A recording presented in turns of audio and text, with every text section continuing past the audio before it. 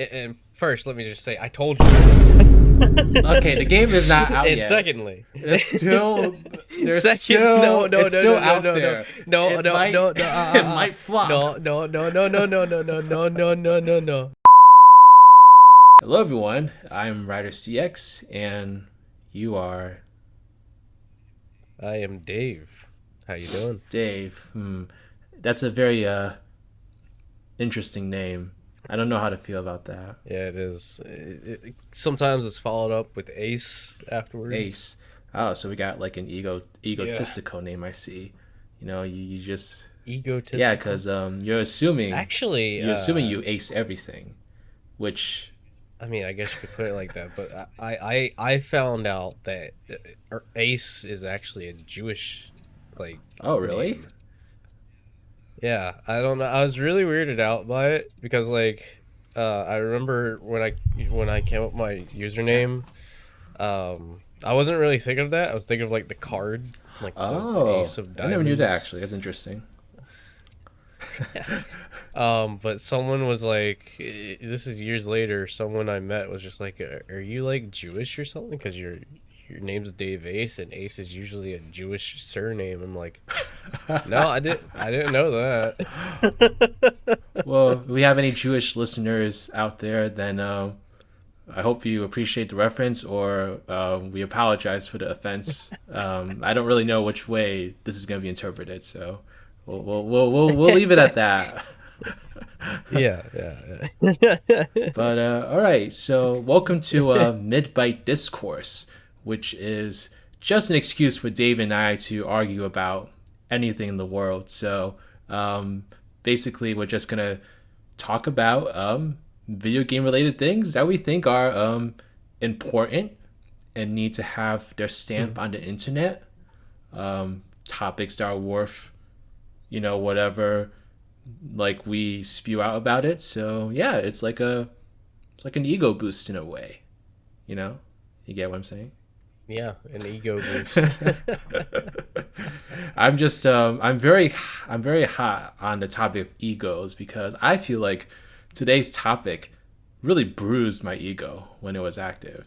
Oh yeah. So we're talking about Crash Team Rumble, the beta specifically. That was, I think it was a week ago at this point, right? Or is it almost a week ago? Well, technically tomorrow it would have been a week, but yes, today being the 30th. Yeah. Just to clarify. Oh yeah, that's right. So people aren't like this isn't gonna come out on the 30th clearly, unless I No. have like a manic episode or something and I just put it up. So yeah, Just whip it out. Yeah. but yes, Crash Team Rumble, the beta, it definitely caught me off guard in a lot of different ways that I'm very interested in getting into. I'm very glad. Well, let's not get ahead of ourselves. It's not all positive, Dave. It's not all positive, but I want to make a statement that I love. And first, let me just say, I told you so. Okay, the game is not out and yet. Secondly, it's still no, out there. It might flop. No, you can't say that. You can't say that because guess what? Everybody that was harping it, just dogpiling it, saying that this game was gonna flop and be dead on arrival. Guess what happened as soon as they started playing the closed beta? It was a smash. It was a clear smash. It was certainly a smash, and a lot of the people that said that they weren't gonna pre-order it because it wasn't a Bash remake or another kart game are now pre-ordering it. So, in your face. I was definitely not in that group. I don't need a Bash remake. Although I wouldn't mind a party game. I'm talking about everybody else that was making a big stink about it. Well, wait, whatever you say. But I wouldn't mind a Bash remake or a Bash game, but that's a whole other spew of worms for another day. I'll touch up on that later on in the video because there's something that I want to state about that. But we won't get into it right now. All right. So this is already off to a great start, as you can all tell. But I think the topic is suitable. My ego has been stroked. I think this is an appropriate topic for the podcast, though, because it's like you and I both had pretty insane midnights playing through this beta. Yeah. You know? Yeah, me more so, I think, because I literally couldn't put down the controller. I mean, if I didn't have like a full-time job, if I didn't have to like have family to visit, if I didn't need to feed myself, I probably if I didn't actually have a life, I probably would have done that too. I think I had like 2 midnights. I was up to like 2 a.m. or so playing through this. Like it was that addicting. So it's crazy. So I guess we should just dive into it. Dave, in your most unbiased way possible, explain the gameplay of Crash Team Rumble. This is gonna be good. Crash Team Rumble has one game mode. And just to get this out of the way, because I know a lot of people have been saying, "Oh, it's fun, but they should add more game modes." Toys for Bob has stated that there will be more game modes. They've stated this way before the closed beta even was active. They went into detail about seasons and whatnot, and said each season, we don't know the extent of it, but each season could potentially bring in a new game mode each time the game gets a new season. But the basic gameplay is a 4v4, and you're going around each map. It's like platforming inspired. It's platform arena kind of, and you're collecting the most Wumpa. The team with the most Wumpa to reach 2,000 Wumpa wins. That is the basic game. I know. It sounds so simple when you put it like that, but legit, when I heard that description or like a form of it, I did not know what to expect, because literally I cannot compare this to like almost any other game, you know? Like, what's the closest game to Crash Team Rumble, in your opinion? I can't put like an example together. The most... It's so weird, because like people compare it to Pokemon Unite. Oh, okay. And it's nothing like Pokemon Unite. But I've also seen people compare it to Rayman Arena. I've never played Rayman Arena, so I don't know what that gameplay is specifically. But like saying what it is out loud, it sounds pretty boring. Yeah. Like it's like, what, you collect Wumpa? Like that's all you do? And it's like, yeah, you do, but like, and I've said it many times, and it's the perfect way to describe it. It's the first Crash Bandicoot multiplayer game that keeps the Crash Bandicoot core mechanics intact. Exactly. Which is like such a feat. And it's odd. Like, oh yeah, it's never been done before. It's never been done. I mean, think about it. Companies who've had the property have thought it was impossible to do. Think about it. You think of like Mario and Sonic, you know, they all have different spin-offs, but it's like, how many of those spin-offs like actually take the core gameplay and turn it and like mold it into like a different genre? Like, it's crazy. I mean, you could argue Sonic R does that for Sonic, but it does not. That does not do a good job at it. I'm gonna put that out there right now. I mean, that's very early on, and we haven't had another racing game like that. If we were to get another Sonic racing game, I would prefer something like that. Just because, even though, but if we're talking about games outside of the mainline stuff that tries to put intact the core mechanic, quote unquote core mechanic for Sonic, I would say the closest would be Sonic R, because you are on foot for most of it, and you are going around collecting the rings and the Chaos Emeralds. I would just put this out there before we get too much into the tangent. If they don't make the next racing game Sonic Riders 3, I don't acknowledge Sonic Free Riders, then I'm gonna fly to the headquarters. But anyway, but yeah. I mean, I wouldn't be against the Sonic Riders. I would not be against another Sonic Riders. But if we're talking about a racing game or a spin-off game, specifically taking the core mechanics of the game itself, Sonic R is the closest. Yeah. Oh, I mean, I guess there's Sonic Rivals also, but that's also like a bad example. And I guess Sonic Rivals, I completely forgot. And I guess like Mario kind of has something like that in like, what is it? Super Mario Brothers 3D Land? Is that what it's called for the Wii U? Or is it World? Super Mario Bros. World. I guess it has like that co-op gameplay, but it's like It's not like a full I mean, I on like guess, but it's not really. It's not really I wouldn't say that's multiplayer yeah. like Crash Team Rumble's trying to. I'd say that's more Yeah, co-op. it's more similar to what they did with Crash the Titans, where you can kind of play through the level together. Oh yeah, with a carbon Yeah, crash. the Carbon Crash. What if he's a skin in this game? I'd be very interested if that was the case. I think he'd likely end up as a Yeah. skin more so than an actual Oh, just nah, character. yeah, definitely not an actual character. But yeah, Crash Team Rumble is such a. I think that's why people are so skeptical about it, including myself, because the idea on paper does not really seem that exciting. And when we saw actual gameplay of it, I really was not sold. It did not look that exciting. It was basically like, oh, I run through the same area. Sonic Frontiers is knocking on the door. Well, I was literally watching like the gameplay that Canadian gay. Did I just say gay? Canadian guy Yes, you did.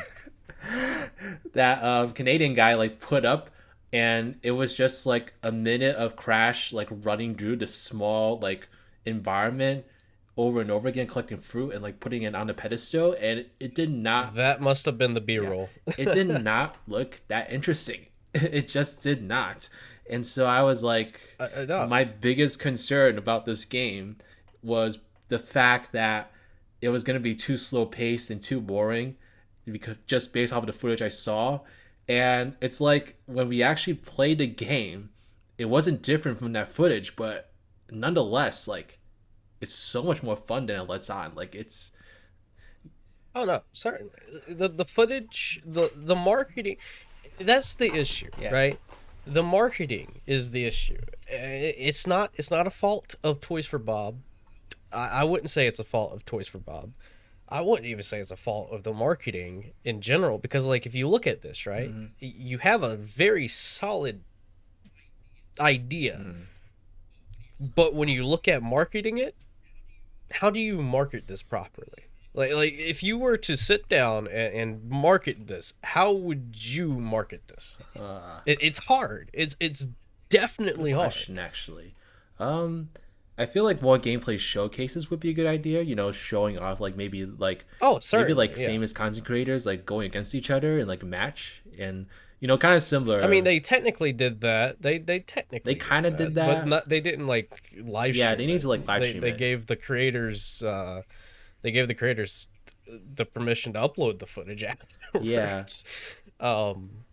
But I don't know. Marketing this is such a hard thing to do. I feel, I mean, I majored in marketing for a bit, so like I'm looking at it and I'm not even sure what I would do. Like the creator clash thing that they did, that was perfect in my Yeah. opinion. That definitely right. That's in the right direction. I feel. I think that this game's gonna have to rely heavily on word of mouth.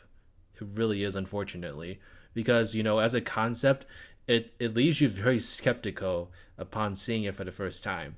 But I think what the magic of the gameplay really is like taking all these small elements and mixing them together to kind of like deduce like your own strategy of what you want to do. So it's like some people think it's more worthwhile like camping out at the opponent's gate and like attacking everyone that tries to deposit fruit. Other people think it's more worthwhile like collecting all the fruit. Other people think it's more worthwhile like collecting all the relics to get like the main relic of the map. You know, everyone kind of has like their own opinion on what like the best thing to do here is. And the truth of the matter is, it's a mix of everything. You know, you can't just focus on like one thing. I mean, you potentially could focus mostly on camping at the opponent's ground and preventing them from depositing any fruit. But that's a topic that maybe we'll hit on later on.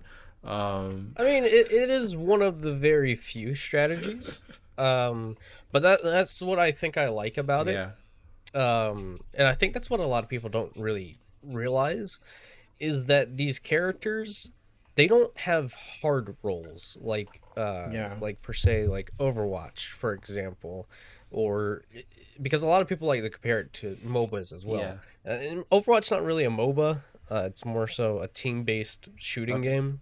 But like if we were to take League of Legends, for example, you have hard roles for those characters, and what that means is those characters are designed with that role in mind. So if you tried to play a different role with that character, things are not going to work out very well for you. Gotcha. With Crash Team Rumble, there each character has soft roles that you can choose to play by their roles. They're more suited for those roles for sure. Like for example, Dingo Dial camping at bases. That's a strategy for a blocker role. Yeah. You can do that if you want to, but you don't necessarily have to do that if you don't want to. No, I mean, like, I encountered a bunch of dingo dials that spent their time acting like boosters.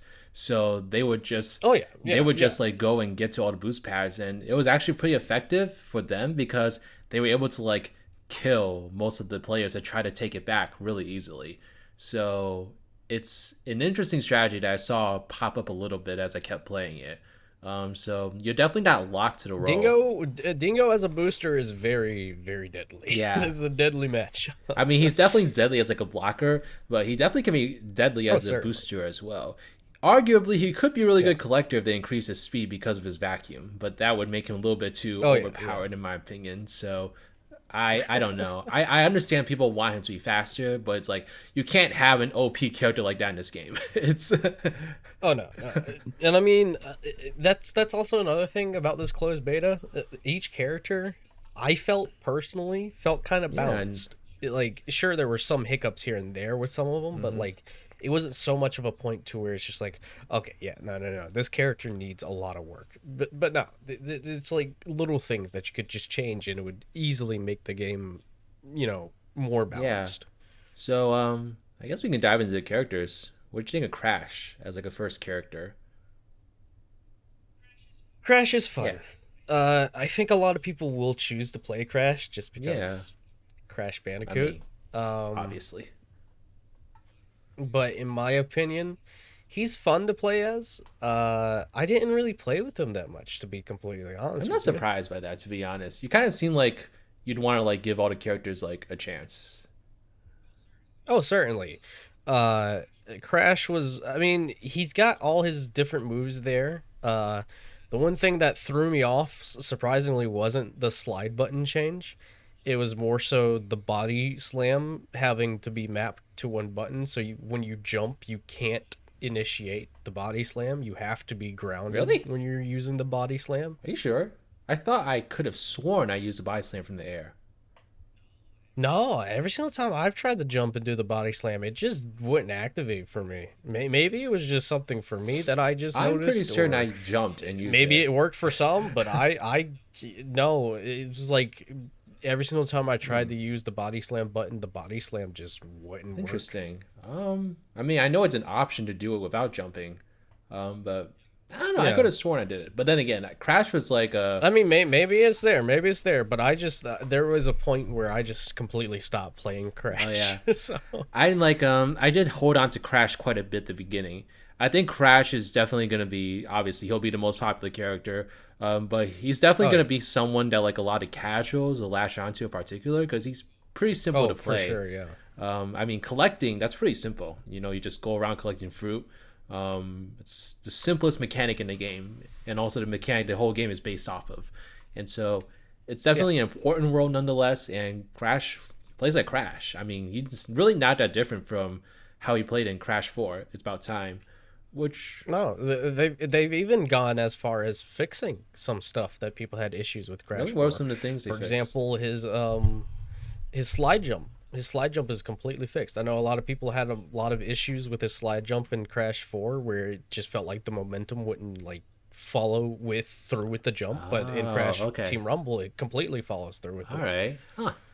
I honestly did not notice a difference, but I mean, it's very hard to notice a difference, but a lot of people have definitely felt the difference. You get a lot more hang time in there. I kind of like the air dash that he had. I used that a lot. Oh yeah, no, it's just really cool. I thought that was a really neat addition. And what I noticed is a lot of Crash players, they'll do the slide spin and a triple spin. Yeah. And sometimes I've seen combos of them going from slide spin to triple spin and then jumping and using the air dash to gain speed. So Crash is like a speed demon if you know how to use him. And yeah, Crash was definitely a lot of fun when I first started playing. You know, he was like a perfect introduction to it. But I think when you start to get into the other characters, like your strategies can get so much more interesting. Interesting, Yeah. in my opinion. Um, Yeah. One character I personally was not really gravitating towards though was Coco. What did you think of Coco? Coco is, in my opinion, the better blocker. Yes. Um, Not blocker. I mean Oh, Booster. booster. But I mean She she definitely can definitely be a can be a blocker. blocker. We've seen that from. Yes, yes. The they call it the super slam. I think they don't call it a body slam. I think they call it a super Yeah. slam. But what's interesting about Coco, and I don't know if you noticed this, but I noticed this when I was playing Coco when she boosts and does the wall thing. If if one of your teammates goes through the wall, they also get a boost. Really now. That is so Yes, cool. if you walk through her wall that she leaves behind, it boosts your teammate That is with so speed. cool actually. Yeah, it's like what? Because I remember I did the boost, and then like I think someone went through the wall, and they're like, "Yo, Dave, did you just boost me?" I was like, "I don't know, did I?" But again, just like Crash, I don't think I'll be playing as Coco much. I don't know. It's Coco just, became like, really popular. Like I don't know. I saw so many Coco's Cocos. definitely the popular pick. It's just like in Crash Team Racing, Nitro Fueled, or just any kind of Crash Team Racing game, a lot of Coco players. So obviously, Cocos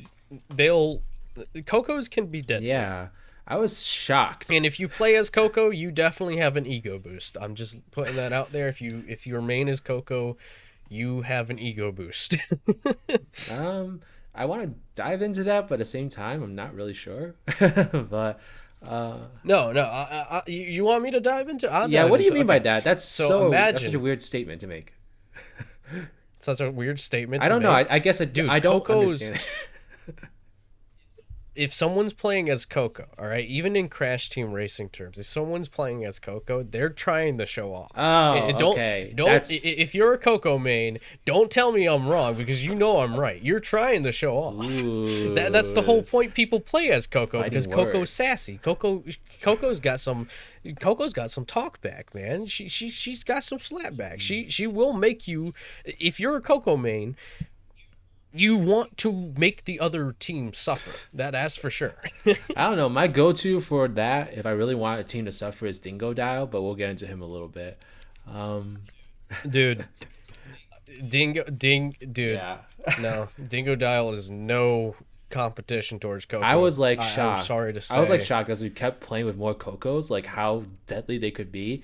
I think they are really effective boosters. And if they gang up on your Dingo Dial is completely useless. yeah, that body slam. If you know how to use it and know how to time it, it is so deadly.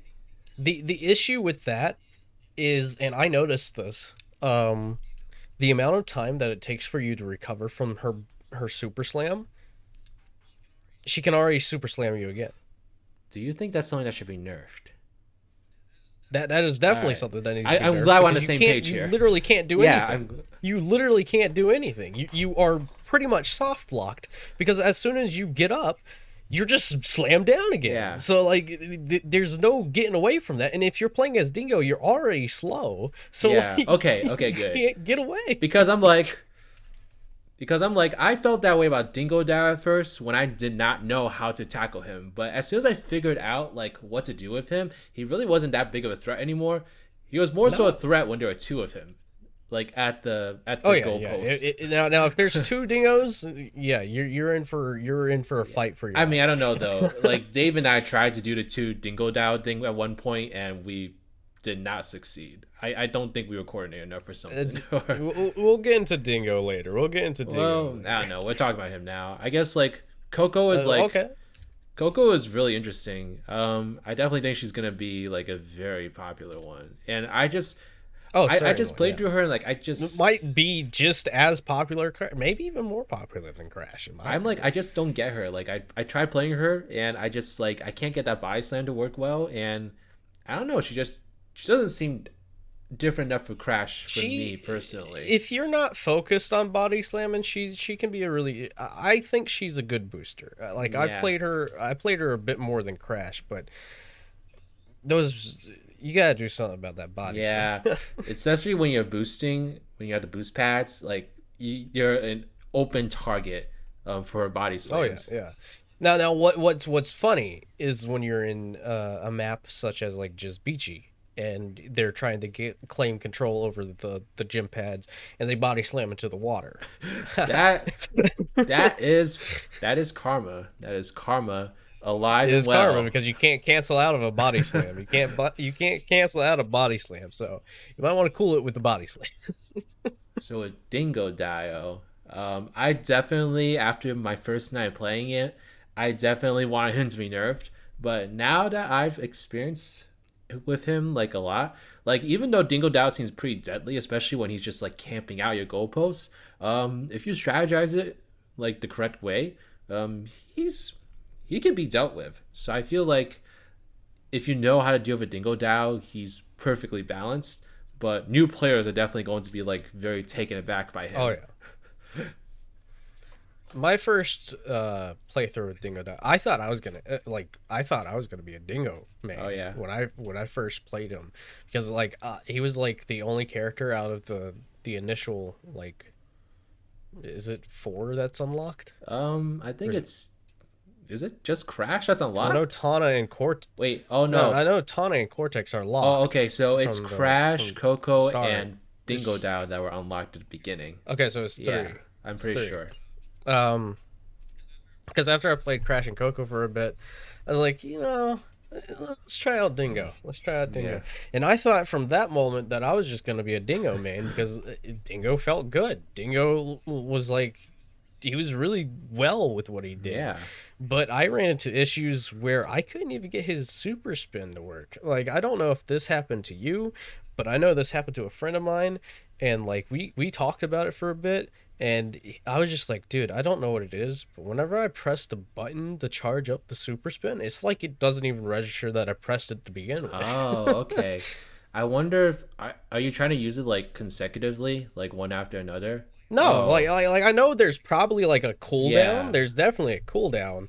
But like even off like the first try of doing a super spin, it wouldn't Oh, trigger. all right. Um, I don't think I ran into that, but I'll be honest, whenever I used a super slam, I was trying to use it like multiple times in a row. So I Oh was yeah, like, yeah. I mean, obviously, if you're defending the bank, yeah, your instinct is all right. Super spin, super spin, yeah. super spin. I actually like so I didn't play Dingo Dow until like we played together like I don't know, it was the second day or the third day. And I kind of liked Yeah. it. You know, it was kind of fun because, you know, I was spending so much time playing as a collector with Crash. And when I was playing Coco, I was still kind of collecting just because that was my inclination since she was Oh so yeah, similar to yeah. I mean, Crash. anybody that's any for Yeah, anyone but with really. I Dingo mean, Dow, if you have moment to collect, go yeah, for it. with Dingo Dow, I was like, all right, I got some beefy like weapons here.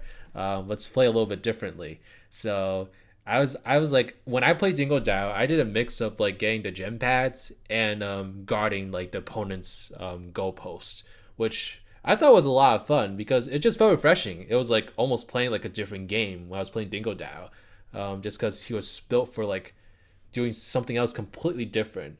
And I don't know, I thought he was a lot of fun. I think his vacuum is really not that useful if I'm being honest.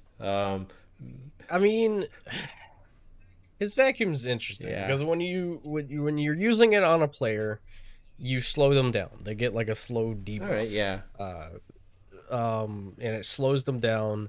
But you can also press the circle button, or I guess on the Xbox it would be the B button, um, and you can suck a player in and then punch them. It's All got right. like a move of itself where you can like bring the character towards you and Dingo will punch him. Gotcha. And if you're hovering over top of the character, it also does damage. Oh, really? Yes. If you're hovering over a player, it will cause damage to them. Oh, all right. Huh, I didn't know that. All right, good to know. Yeah. But it's interesting that you would say that you would change up the way that you play the game with Dingo, Yeah. because even though Dingo is a blocker, Yeah. the group or the soft role that collects the least amount of Wumpa is actually Booster. Which I thought was interesting. The max amount of Wumpa that Dingo can collect is 110. Which, like, it makes sense that he has, like, a bigger capacity for him specifically because he can, like, vacuum people's Wampa fruit out of them. So that does make sense. I found myself collecting Wampa fruit when, like, my team was doing a terrible job doing it. So that was kind of when I was doing it. I feel like with you all specifically, when I was playing with you, you all did a good job, like, doing everything else. So I felt like that was the role I was trying to fill in. And so I guess it kind of depends on, like, the team dynamics too. If you feel like everyone else is doing a good job, like collecting fruit and getting the gem pads and all things like that, then that just leaves room for you to screw around with the other players, basically. So. Oh yeah. So yeah, it kind of like, it's interesting that a game can kind of like flex like that depending on who you're playing with. So even though there's only like 3 maps so far, like every match felt different because of who you were playing with. And yeah. so I think that's one of the game's greatest strengths, is that even though it can have like such little content, but have so much variety in terms of like what can happen, depending on the combination you have going into a map. So I think Dingo Dio, he's definitely one of my favorites. I really enjoy playing with him. And I'm interested in seeing what other blockers are going to be added in there, because they got a lot to live up to, in my opinion. Well, we've actually been confirmed that Femtropy, is going to be added onto the blocker list. Okay, I guess that's not surprising at all. As well as Embryo. Yeah, I guess that's not surprising at all. So yeah, I'm interested in seeing how those two play when they come on over. Now, this next character, Dave, I'm just looking at your profile pic right now at Discord, and I'm just like, yes. All right. I don't know what to say to that. Don't worry about it. All right. I'll put it up here so y'all can see too. But or maybe not. I don't know if YouTube would demonetize that. Well, we're not actually monetized yet, so who cares? Yeah, Tana. What do you think of Tana? I mean, I have a feeling I know what you're gonna think of Tana, but. Well, she's my main, so and it's weird because I wasn't really expecting to play as her much. Okay. Like when I was first getting to the game, I was like, okay, first objective, let's go ahead and unlock Cortex, because that's who I originally wanted. It's a main. But as I was playing the game and I was playing, I noticed that I gravitate more towards like a score role than I do any other role. Like I'm like a mix between booster and score. Okay. I can do blocker if needed, but majority of the time if I'm playing a match, I'm going for the scoring. All right. And I don't. Maybe it's just her traversal compared to all the other characters that I like a bit more. And her combat is very much more, I guess, fluent than the others, because with Crash and Coco, it's all right, spin, and then Dingo is sort of like the same. You're still spinning, and then Cortex, we'll touch on him after this, but Tana, she has a spin, but you don't really use it that much. You would much prefer to go with the upper. Yeah, she's got a triple spin that she can do. That just shows she's got a triple spin. That just shows how much I play Tana. But she has an uppercut move that you would much prefer to use, because not only does it deal more damage, but it also gets rid of whoever's the threat more quickly. And plus, if her hook shot attaches to a character, it will do damage to them. Yeah, I found that out the hard way when I was playing with like a match with like I think there was like three Tanas on like the opposing team. They kept like getting that hook into me. I was like, why am I slowing down all of a sudden? Like just And damage me. on top of that, she actually collects the most Wumpa compared to Oh Crash. really? She can go up to 130. Oh, all right. How much is Crash? 120? Yeah, I think he goes to Okay, 120. yeah. Yeah. Huh. Interesting. So she collects 10 Wumpa Fruit more than Crash, and I think overall I had more fun playing the game with Tana than I did with Crash, and personally I feel like she's a better scorer than Crash. I agree. I think she is a better scorer than Crash. Um, I definitely did like playing Tana when I played with her. Like I think the hook shot was a really fun way to traverse and such. But I don't know. I think something for me personally just didn't click with her. I'm not really sure what it was. Maybe I just didn't really find the whole way of traversing with the hook shot like all that fun. I think it's just a personal preference. You said you were like mostly like a scorer and a booster. I think I'm mostly like a scorer slash a blocker. Like I think that's what I really enjoy. No, that's fair. That's fair. Yeah, I don't know. I find it hard to like attack players with Tana. I don't know why. I think the Oh spin. no, she's certainly not. Tana is not combat ready. Yeah. I wouldn't use her in if you're going into combat as Tana, I would suggest going the other way. Yeah. I feel like with Crash because at Tana least, kind of he has like the spin. yeah, Crash can hold off. Yeah. Crash can hold off. Tana is I can't remember who said it, but someone stated I think Canadian guy said Right. it. But Tana's like a glass cannon. A glass cannon. Interesting. Okay. Comes in with a pack, but can definitely be taken down very easily. Yeah. And one thing that I suggested in my big feedback video was making her faster with the grappling hook. Not too much faster with the okay. grappling hook, but there have been instances where I will get like absolutely just a Coco can keep up with me. If I'm trying to get away from a Coco can keep up with me even if I'm hook shotting away. And I feel like the hook shot has like there's like a slowdown with the hook shot compared to traversing, and maybe that's just because she has the hook shot. But it feels like there's like that she should have more speed with the hook shot than what she's led on to be. Because I can't tell you how many times I've died to a Coco just triple spinning after me the entire time. Yeah. Yeah, so I think that was part of it. It was like it was kind of challenging like using her as a scorer because it's like I felt like I was a sitting duck a lot of times, even with the hook shot. But I mean, like she is an effective scorer. Like she collects the most Wampa fruit, and she does have different ways of traversing around and such. So it's like you have like a long gap that you need to like get across. You can just use a hook shot to get over it. So it can be pretty effective at times. I think like there just has to be a character that has to be my least favorite. And actually no, I think I don't like Coco more than her. So she's second least favorite. I promise I like playing as females. Like I don't know what it is about these two. When Nina Cortex gets in, your lives are over. I'm gonna be the number one Nina Cortex main. I don't care what it takes. That's definitely someone I really want to see. But that might be a potential idea for future discussion is who to see. But I guess we have one last animal to talk about, and that's Cortex, which I'm very conflicted about. What do you think of Cortex? Cortex is dangerous. Yes, he is like there's Cortex, so much more to him than meets the eye, in my opinion. He is a blocker in disguise, and I've noticed it firsthand.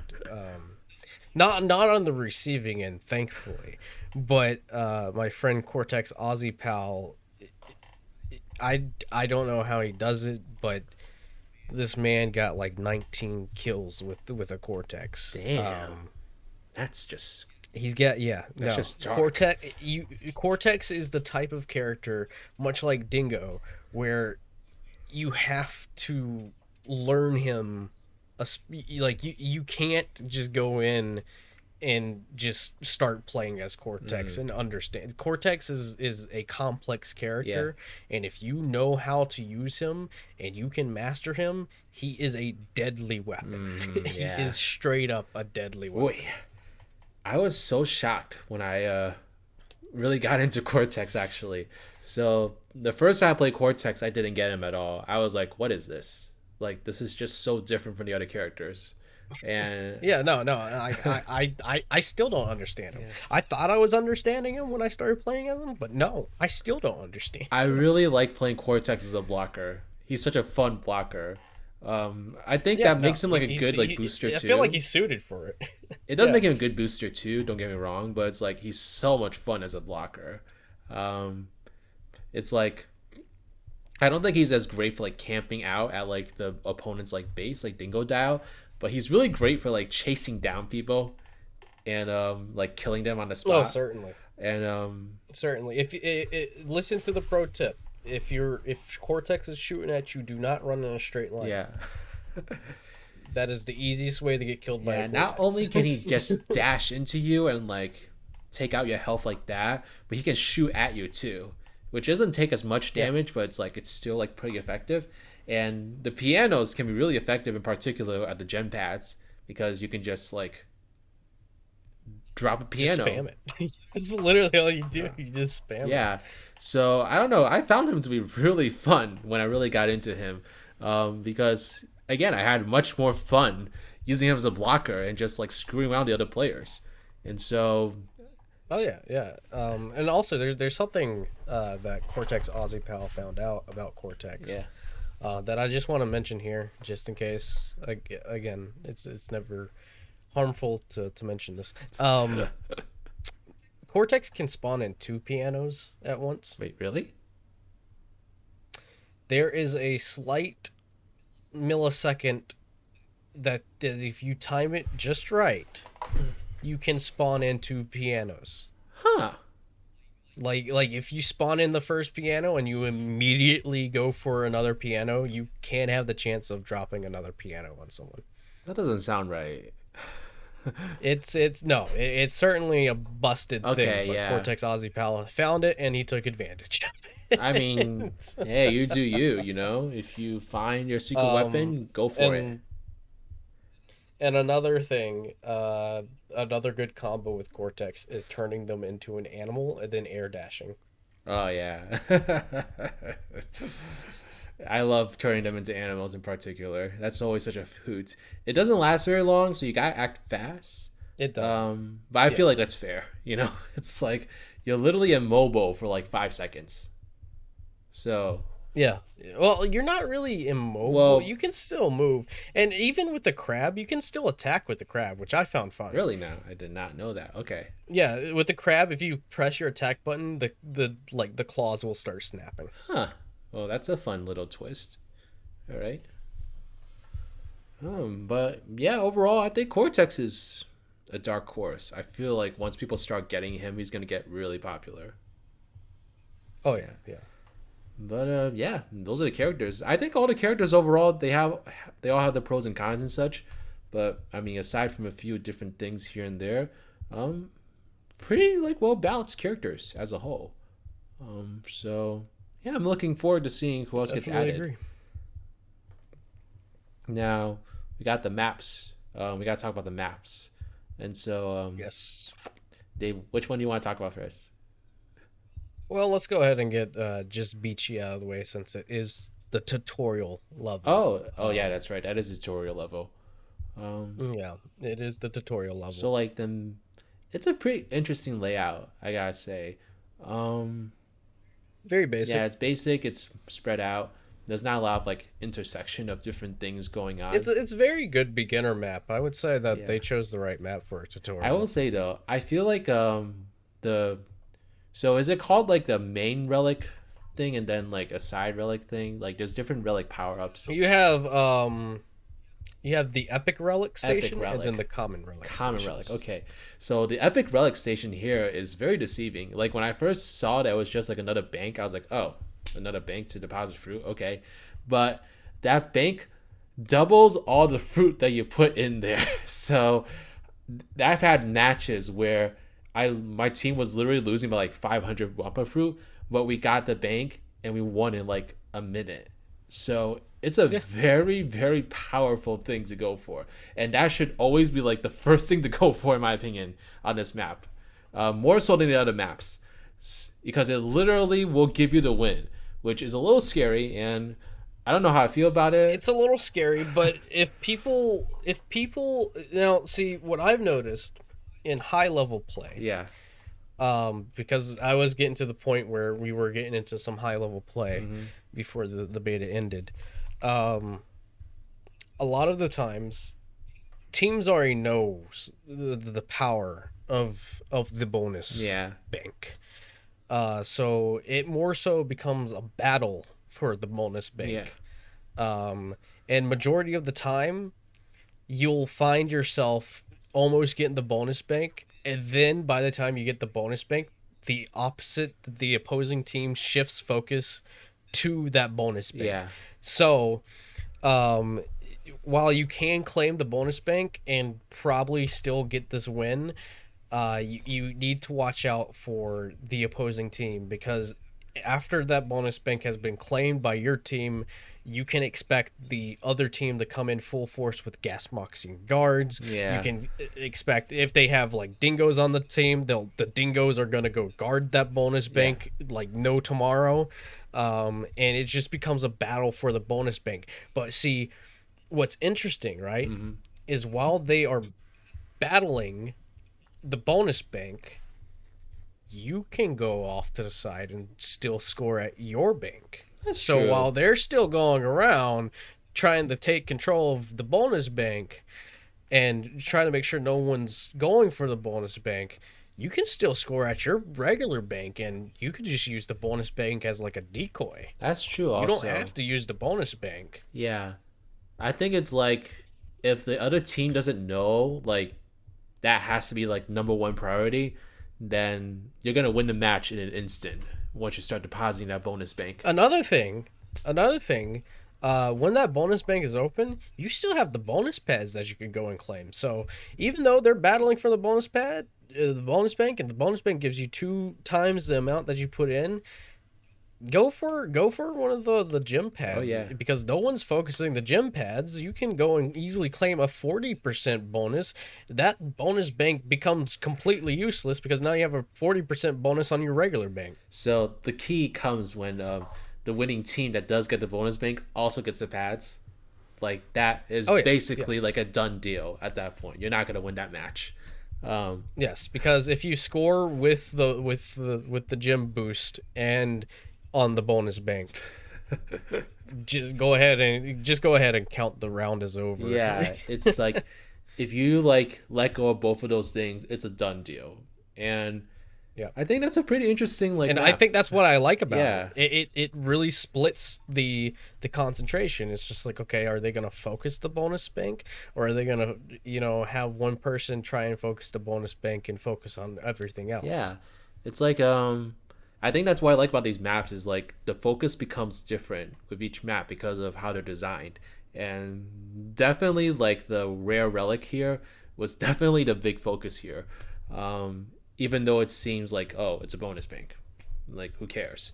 But no, you should definitely care about this bonus bank. You should most certainly care. You should most certainly This is care. definitely the most powerful rare relic in the game so far. There have been so many matches on Just Beachy where I've gone up against people who don't know the true power of the bonus bank, and we've won within like 2 minutes of the match. Yeah, like it's insane. It's very deceiving. It does not seem like that important, but it is literally the most OP rare relic in this game so far. So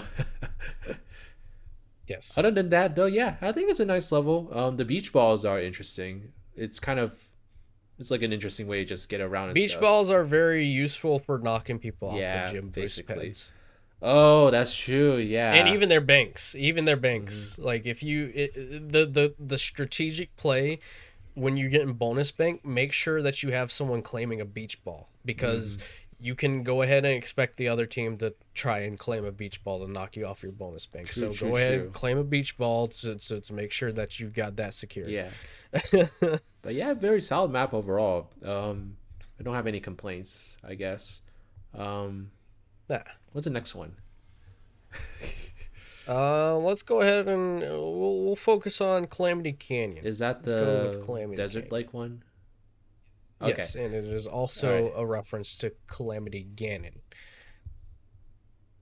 I'm gonna pretend I know that reference. And so Breath of the Wild, Legend of Zelda. okay, I definitely was not gonna know that reference. So Calamity Canyon. It's I have mixed feelings about this one. What do you think? It's interesting. Yeah. I would say it's not.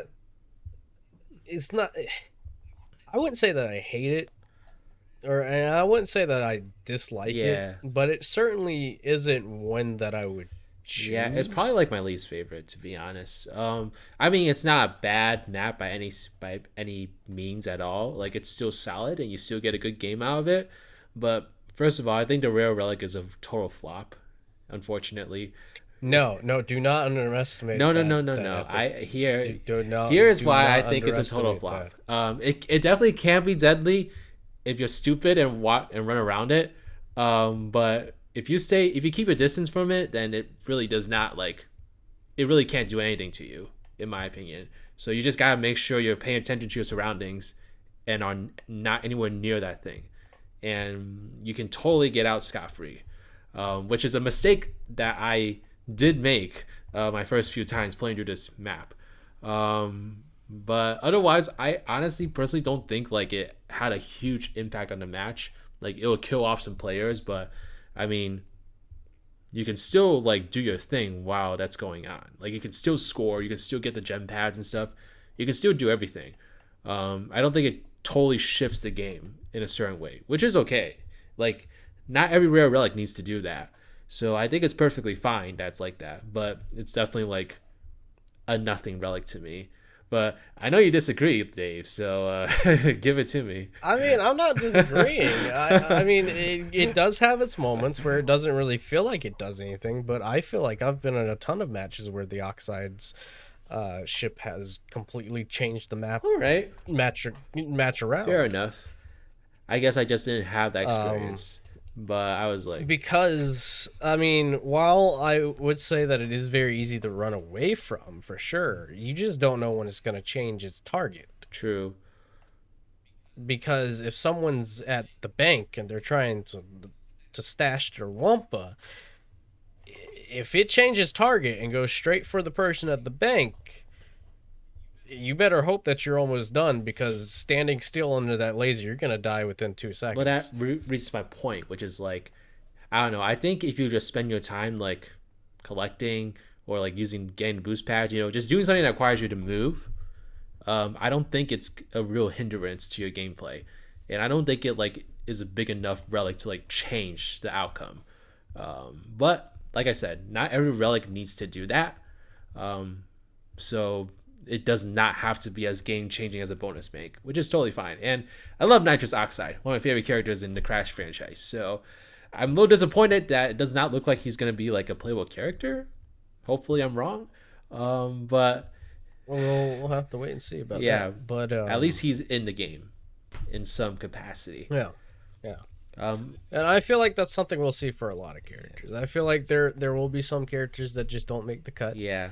And we'll see them as references, whether it be through relic stations or through announcers. Yeah. Hopefully. The spike balls here, the common relics, are a lot like the beach balls, but I feel like they're more powerful. So I feel like I have... They certainly are more powerful. They pack more damage. Yeah. I have more fun using these. I actually prefer like focusing on getting those.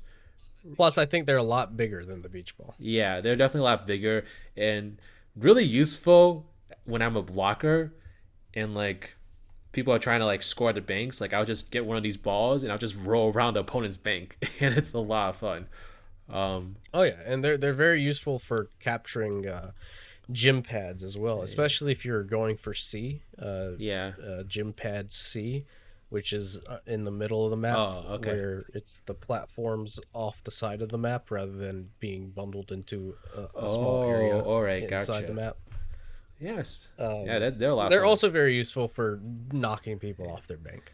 Yeah, it's a weird map because everything kind of like is mixed in together. It's not like it's a separate side left and right like it wasn't just beachy. So you definitely get into each other's faces a lot more in this one, in my opinion. Yeah. Um, But this map also adds in something very interesting to the mix, and that's force fields. oh, I forgot about that. Yes. Now, a lot of people have pointed out that you can easily just jump around the force field. But I mean, the point is you have to jump around it. That's the point. That is 100% the point. Otherwise, they wouldn't put the structures beside it that are literally just stairs to jump into your base. And you can't have like a force field completely block out the other team. I feel like that's just way too. No. That's way too harsh. No, that would be way too OP. Yeah. that would definitely be overpowered. It would and they it would definitely shift the want- dynamic of the match so easily. Like everyone would just It focus would- yeah, on getting yeah. that. You Yeah. would never finish a match, basically. On top of that, I think it's very interesting that they allow you to claim a force field on not only your base but also your opponent's base. Yeah. So it makes it more interesting when trying to get to your bank. Oh yeah, for sure. And so no, I totally forgot about that. But yeah, that's a pretty fun relic too.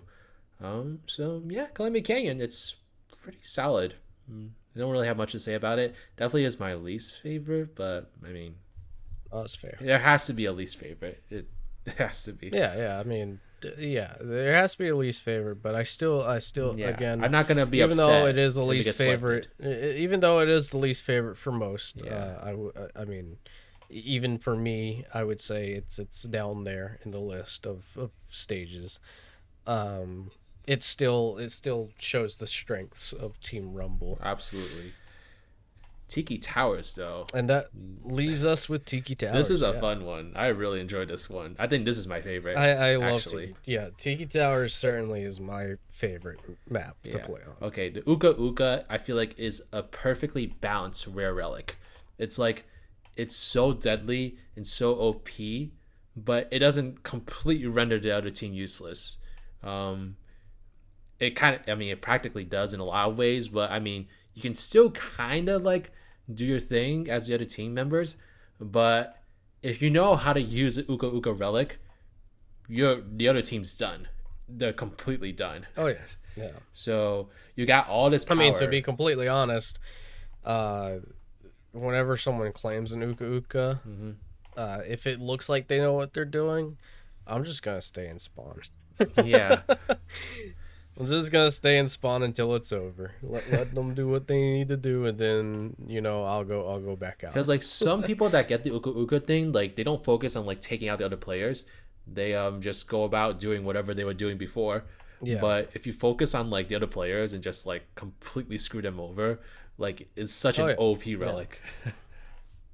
My thing is, as soon as we get Uka Uka, I go for other players, but I'm also trying to see if there's any gym pads. Yeah, opening. it's a perfect time to get Because gym pads. the perfect time to get those and combat the other team while trying to claim those is with the Uka Uka, because they stand no chance against claiming. And like the gem pads can get really competitive in this map for some reason. Like I don't know why. Yeah. What it is about this map. Especially B. Yeah, especially B. B is the most competitive. I think B is the most competitive spot on the map. You know what's really funny is I feel like a lot of these teams actually go for B right away. And as a result, they don't actually like go for the one that's closer to them.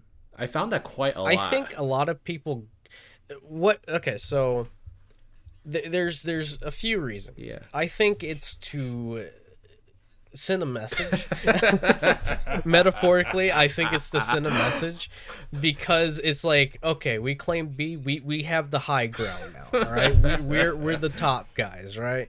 We claim B. B is ours, and plus it's the middle of the map. So if you have full control of the middle of the map, the other team feels threatened. You're very threatened.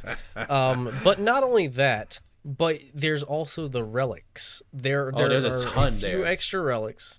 There's a ton of relics there, and I've noticed this. Not a lot of people know this, but when you get to B and you platform to the highest peak of Tiki Towers, there are a total of, I want to say 5 relics that you can Really? collect up there. I've only ever seen I mean, 3, but I don't know. no. But like when you're platforming up there, I there's like see. 2 other platforms that have relics on Oh, them that yeah, you can those, collect the okay. relics on, and then the top has 3. Yeah. So there are 5 relics total at the top of the map. Yeah. And I think that's why a lot of people go for B. Yeah.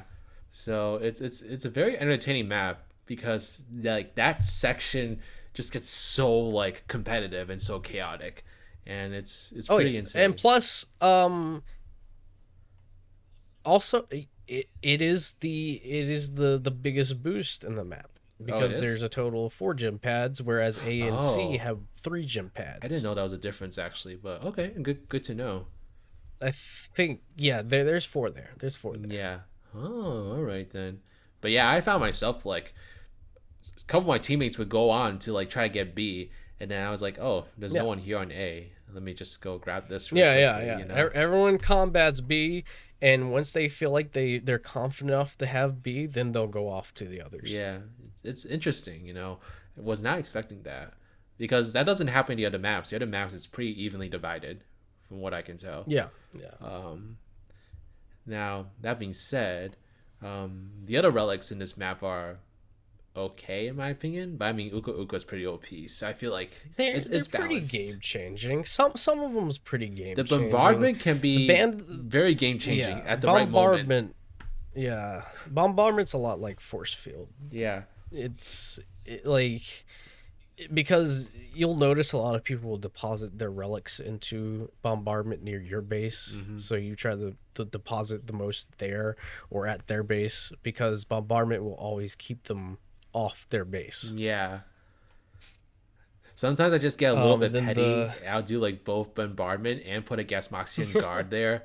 And there's no way you're gonna deposit your fruit here. And then on top of Bob Martin, you had the catapults. Oh yeah. I didn't really use the catapults much, but I guess they're good for getting away from sticky situations. Like there was a couple of times where like it's Coco. It's always Coco, but it's always Coco.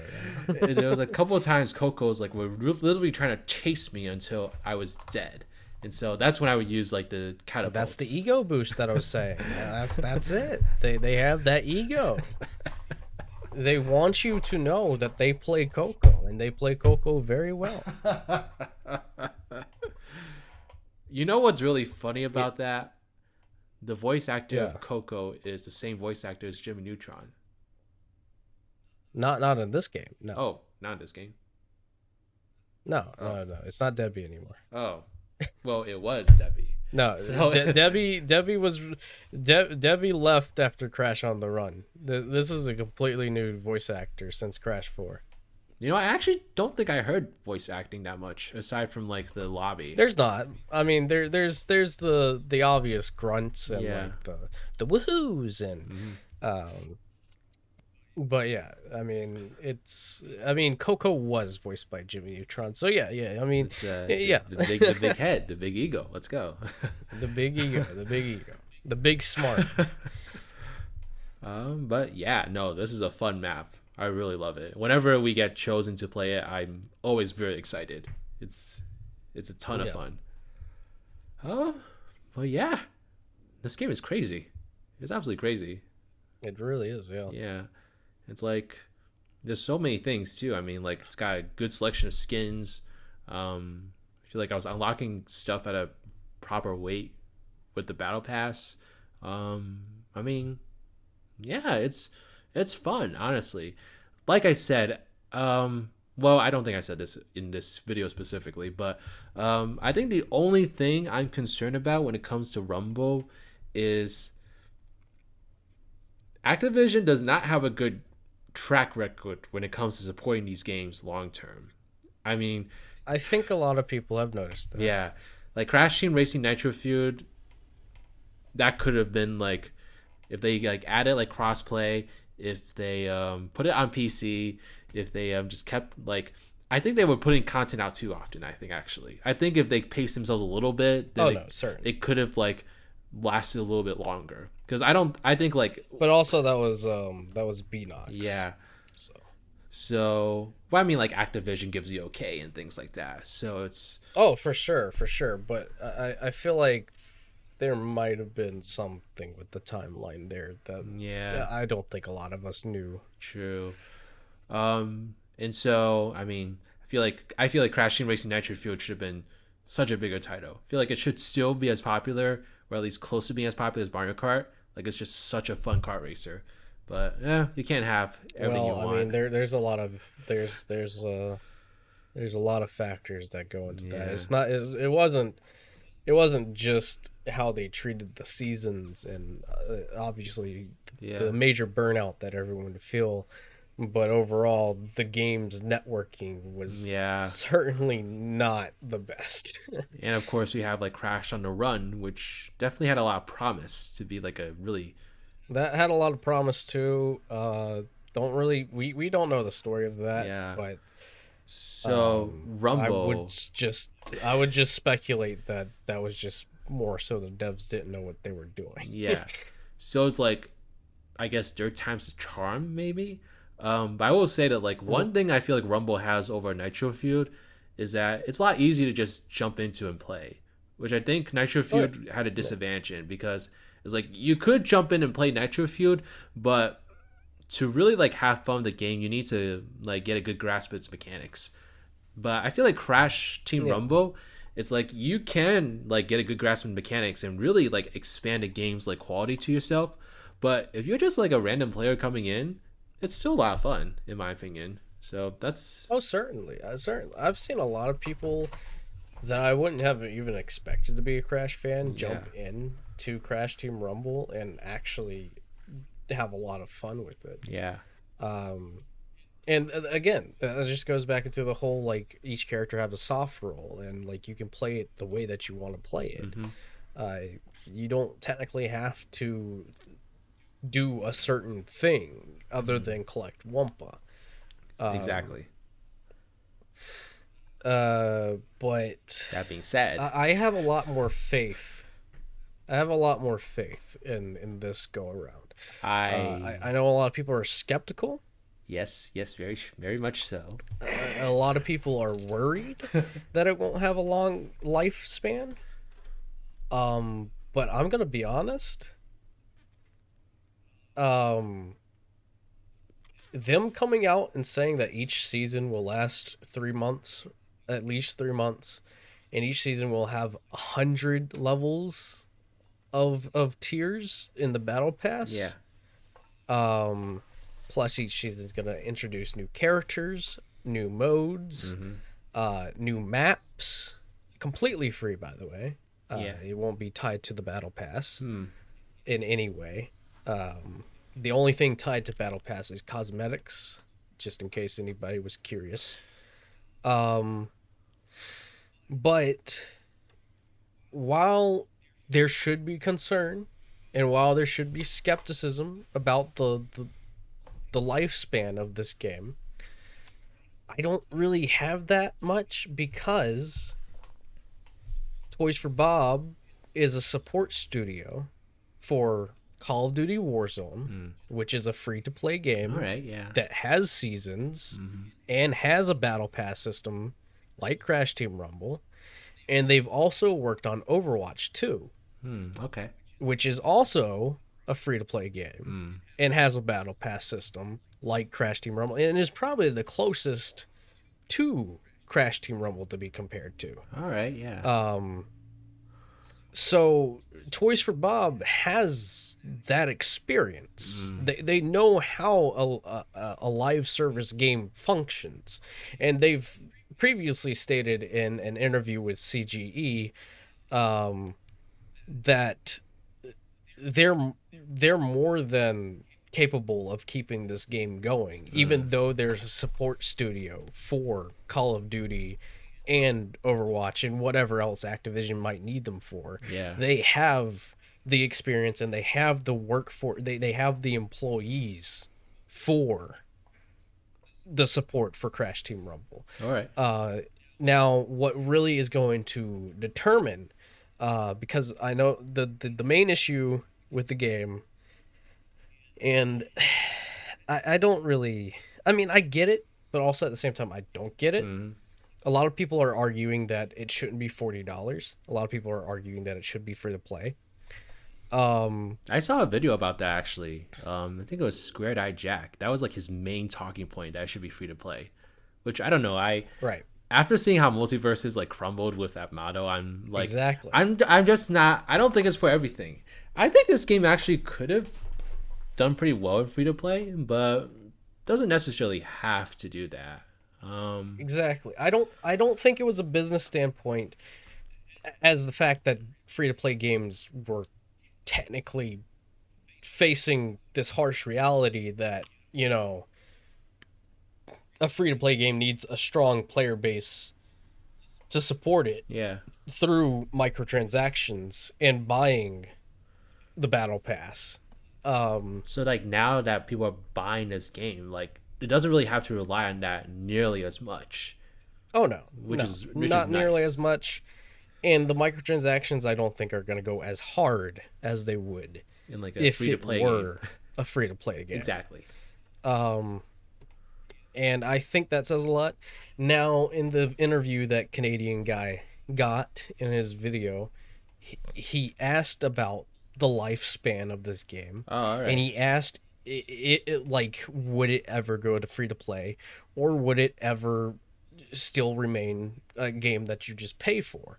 And all Paul Yan could say, now don't quote me on this because I don't know the specific quote, All right. but all he said was that things will start to be put more into perspective around the time they start doing season 3, because season 3 Okay. technically would be the first time that they would have everybody paying for a battle pass. Because if you buy the standard edition of the game for $30, you get season 1 for free. Okay. But if you buy the deluxe edition, you get both season 1 and 2 for free. So right. after season 1 and 2 are done and season 3 comes out, and that's when they'll start looking into whether or not people are picking up the game and buying the battle pass, or if the battle pass itself is even viable All right. for the game itself. Gotcha. Now, a lot of things from that can change, and that will be the real test for Crash Team Rumble. All right. So it seems like it's kind of up in the air. It's up in the air. I would look at this as, while it is $40 for physical and the deluxe edition, Yeah. you're technically saving money. Ironically, as that sounds, you're saving money with $40 because you're getting, like, assuming that the battle pass is like $10. Yeah. You're saving yourself $20 All right. for it, and plus you get the instant 25 level upgrade for the first season. All right. Yeah. So you're being recompensated for the playtime in the closed beta if you get the deluxe edition or the physical edition. Yeah. So I don't know. We'll just have to see how it all goes and stuff. But that's my main concern is, like, even as fun as the gameplay is now, like, is it gonna keep me interested like that far along? I'm not sure. It's We'll have to wait definitely for those other game modes. it's definitely like got me in a good like mood playing it, and I'm excited to keep playing it.